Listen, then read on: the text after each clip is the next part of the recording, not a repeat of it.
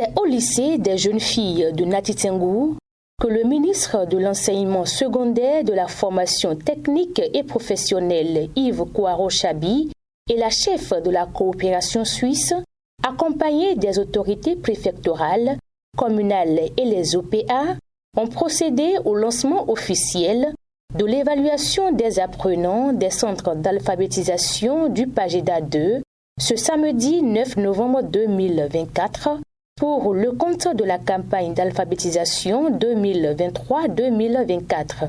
L'objectif de cette composition qui se déroule simultanément à Gorgounou dans le département de la Libori, à Waké dans la Donga, à Parakou dans le Borgou est d'apprécier le niveau des connaissances acquises par les apprenants. Nous avons au total 662 centres ouverts dans les 4 départements du Nord. Nous avons 17 277 candidats, dont 10 172 femmes et 7 105 hommes. Nous avons 13 langues au total pour l'évaluation. Nous avons le Batonou, le Dendi, le Foufoudé, le Nateni, l'Ani, le Biali, le Mbelme, le Ditamari, le Wama, le Bo, le Yoruba, le Lokpa et le Yom.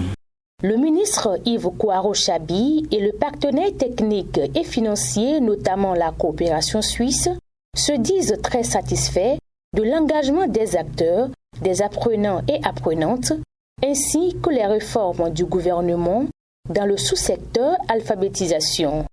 Vous avez compris déjà que depuis quelques années, nous ne faisons pas forcément de l'alphabétisation de masse. Non, c'est vraiment orienté vers l'artisanat. Et l'alphabétisation, pour nous, c'est un outil pour soutenir nos artisans. Voilà pourquoi nous parlons d'alphabétisation fonctionnelle. Et à ce niveau, je voudrais dire merci au nom du gouvernement à nos partenaires, notamment la coopération suisse. La Suisse, à travers son programme d'appui à l'alphabétisation, est heureuse de concourir aux efforts du gouvernement béninois pour promouvoir cette alphabétisation fonctionnelle et ainsi permettre à des professionnels, jeunes et moins jeunes, parce qu'on a vu aussi que la gamme d'âge est assez large, ce qui est aussi très encourageant. Ça montre qu'il n'y a pas d'âge pour apprendre. Le directeur exécutif de l'ONG Scienson, mandaté par la coopération suisse pour accompagner les acteurs du Pageda 2 dans les 4 départements du Nord Bénin, et les responsables OPA se réjouissent de la tenue à bonne date de ces évaluations et le nombre de néo-alphabètes qui a connu une augmentation de 41% pour cette campagne. Non, je suis vraiment très ému parce que quand je constate la mobilisation au niveau des salles, c'est vraiment quelque chose, et surtout en cette période-là. Parce que l'alphabétisation, en principe, on a l'habitude de démarrer la campagne en décembre pour se terminer en mai. Mais compte tenu de certaines difficultés de départ, on a pratiquement démarré la campagne en juin, pendant la saison des pluies. Mais malgré ça, les acteurs étaient mobilisés. Nous sommes contents de constater que déjà tout le monde est là.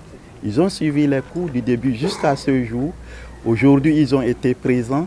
Donc nous espérons qu'ils vont tous réussir.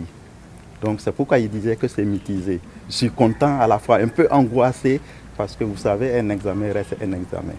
17 277 apprenants, dont 10 172 femmes de niveau 1 et 2, prennent part à cette évaluation dans les départements de mise en œuvre du programme où 662 centres d'alphabétisation ont été ouverts au cours de la campagne d'alphabétisation 2023-2024.